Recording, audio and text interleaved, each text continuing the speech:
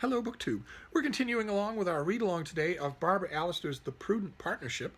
This is her 1984 Signet Regency romance, in which Miranda Somerby has a problem.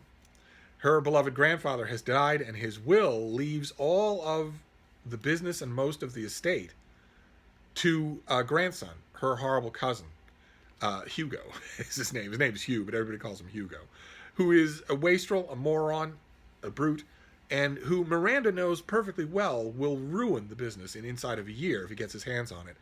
The only way that that can be avoided is if she marries. She doesn't want to. She, as she says at the beginning of this book, marriage is a trap for women in the Regency era, and she's absolutely right. Allister is perfectly right to make her say that. It's a trap. It means all of her possessions and her wealth go to her husband, and her freedom is limited. But as the family lawyer tells her, if you don't do this, the will is clear. Your grandfather loved you, but the will is clear. If you don't marry, then almost everything, you'll have a bare competence, but almost everything will go to Hugo. And you hate him, and so do I, and so do the servants that were beloved of your grandfather and who love you. All of that will go to him. The only way to save that, and yourself, from relative penury, is to marry. Now, the man that the lawyer and Miranda have in mind is named Giles Lindsay. And he is a shareholder in the company. And he was known to her grandfather and liked by him. But she doesn't know him at all. She's never met him. And that just makes it worse for her. She tells the family lawyer, it's bad enough that you're proposing that I get married, but in addition to proposing that I get married, you're proposing that I marry a man I've never even met, that I don't know, and that I certainly don't love. She doesn't say that, but by in the chapters that we're reading today, even this early on in the book, we know enough about Miranda. She's very headstrong, but we know that deep down inside, she wants that. She wants to love the person she marries, and not just to save the family and the fortune through marriage for duty's sake.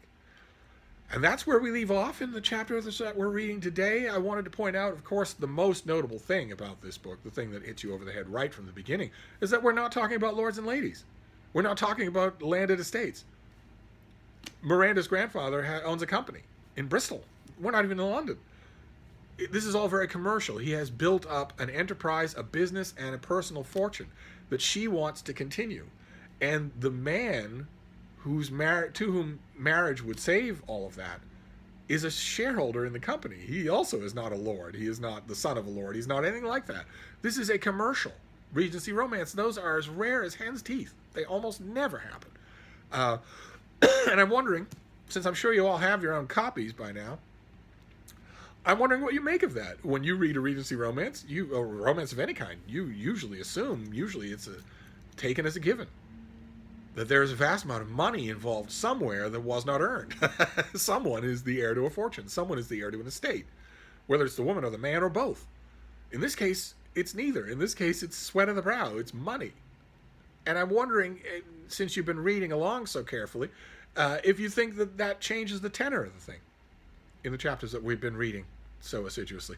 Did it read different from you than all the other Regency romances that we've read in all of our Regency romance read-alongs? So we'll just wrap it up for now, but the Prudent Partnership will continue next time. Thank you, BookTube.